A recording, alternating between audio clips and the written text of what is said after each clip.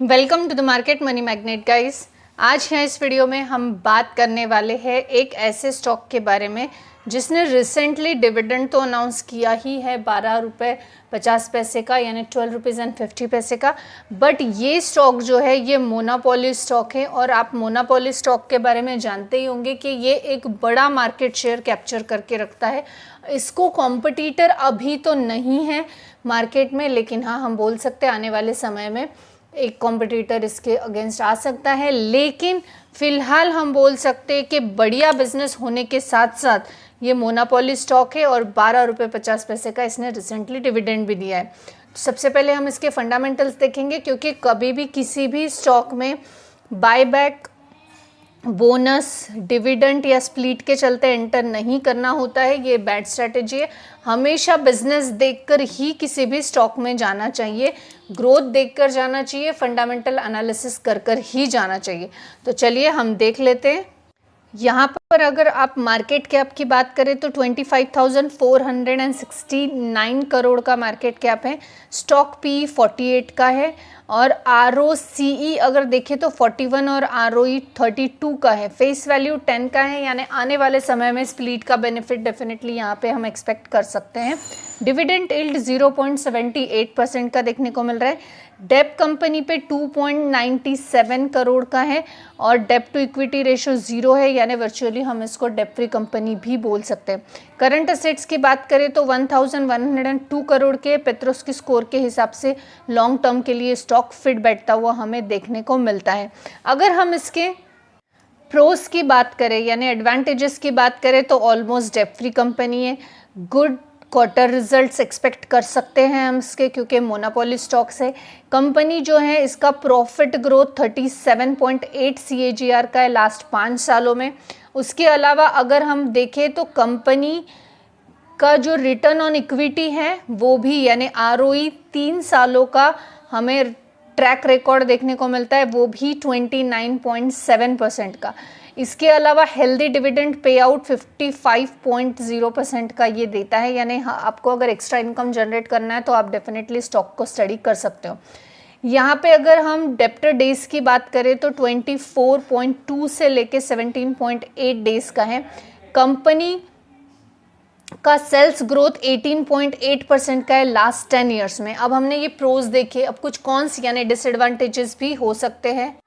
अगर आपको कॉन्स की बात करें, डिसएडवांटेज की बात करें तो स्टॉक जो है 14.5 टाइम्स इसकी बुक वैल्यू के है।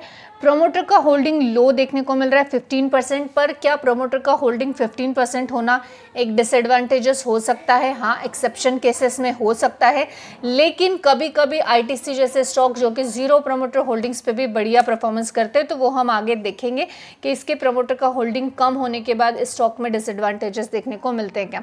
प्रमोटर का होल्डिंग लास्ट 3 सालों में 5% से डिक्रीज हुआ है। इसके अलावा अगर हम देखें तो वर्किंग कैपिटल डेज जो है ये 46 डेज टू 207 डेज से देखने को मिलते हैं। अब यहाँ पे सबसे पहले हम शेयर होल्डिंग पैटर्न ही देखेंगे। शेयर होल्डिंग पैटर्न में यहाँ पे आप देख सकते हो प्रमोटर का होल्डिंग 15% का देखने को मिल रहा है, लेकिन FIS का होल्डिंग 11% है, DIS का होल्डिंग 15.41% है और पब्लिक यहाँ पे 58% तक देखने को मिलता है। अब यहाँ पे अगर हम कैश फ्लो देखें तो कैश फ्लो पॉजिटिव में देखने को मिल रहा है। बैलेंस शीट्स की बात करें तो बैलेंस शीट में आप देख सकते हैं रिजर्व्स जो हैं ये कंटिन्यूस मैनर में ग्रोइंग देखने को मिल रहा है।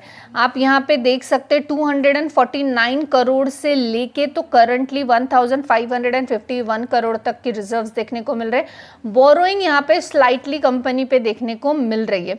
अब अगर हम प्रॉफिट एंड लॉस अकाउंट की बात करें तो प्रॉफिट एंड लॉस अकाउंट्स में सेल्स भी आप देख सकते हैं ग्रोइंग देखने को मिल रहा है यहाँ पे, और सेल्स के साथ साथ OPM भी बढ़िया तरीके से 58% तक का ग्रोइंग ही देखने को मिल रहा है। थोड़ा सा फ्लक्चुएशन डेफिनेटली है यहाँ पे। आप अगर नेट प्रॉफिट की बात करें तो नेट प्रॉफिट भी कंपनी का बढ़िया देखने को मिल रहा है। अर्निंग पर शेयर में भी यहाँ पे अच्छी ग्रोथ देखने को मिल रही है, 9.59 से लेके 25.20 तक देखने को मिल रहा है। डिविडेंड कंसिस्टेंसी से देने वाला ये स्टॉक डेफिनेटली यहाँ पे देखने को मिलता है। अब ये स्टॉक है कौन सा, करता क्या है, अगर इसके बारे में बात करें तो ये स्टॉक है सेंट्रल डिपॉजिटरी सर्विसेज लिमिटेड यानी CDSL, और इसका मार्केट इंफ्रास्ट्रक्चर जो है ये हमें कैपिटल मार्केट का स्ट्रक्चर प्रोवाइड करने वाला, सर्विसेज प्रोवाइड करने वाला देखने को मिलता है। ये exchanges, clear, corporations, depository participant and उसके साथ साथ इशू और इन्वेस्टर्स के पूरे ही फील्ड में काम करता है। ये जो है ये सिक्योरिटी को होल्ड करने का काम करता है और फिर उसके ट्रांजैक्शन, डिपॉजिट ट्रांजैक्शंस को भी, सिक्योरिटी के ट्रांजैक्शंस को भी करने का काम करता है।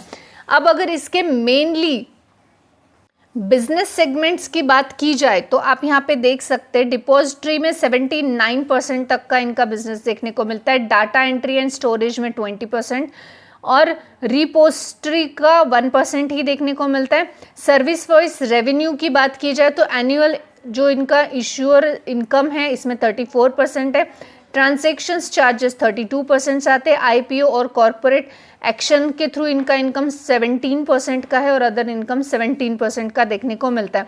मोस्ट इम्पॉर्टेंट आप यहाँ पे देख सकते हैं कि मार्केट पोजीशन की बात अगर हम करें तो ये मार्केट पोजीशन के हिसाब से नंबर 1 देखने को मिलता है, क्योंकि आप जानते हैं कि CDSL और NSDCL ये 2 ही कंपनियां हैं और ये 2 कंपनियों में से NSDCL लिस्टेड नहीं है, CDSL लिस्टेड देखने को मिलती है।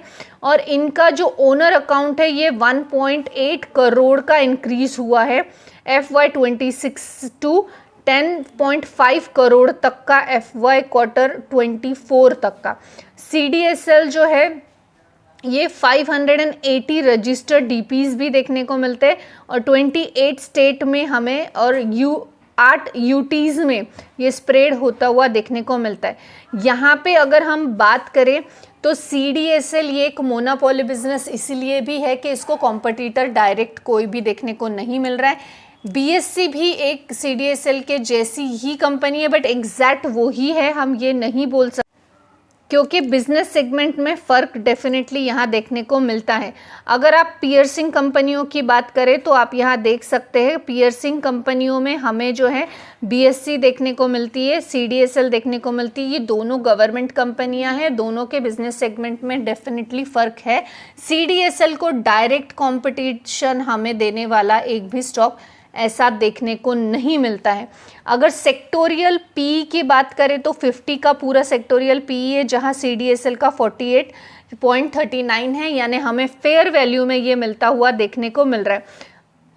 हमने लास्ट ईयर ही CDSL में बोनस का लुफ्त लिया था, आप सब जानते ही है CDSL ने लास्ट ईयर 2024 में बोनस दिया है और अभी 12 रुपीज़ एंड 50 पैसे का डिविडेंड अनाउंस किया है, जो कि पर शेयर पे आपको 12 रुपीज़ और 50 पैसे का डिविडेंड मिलेगा।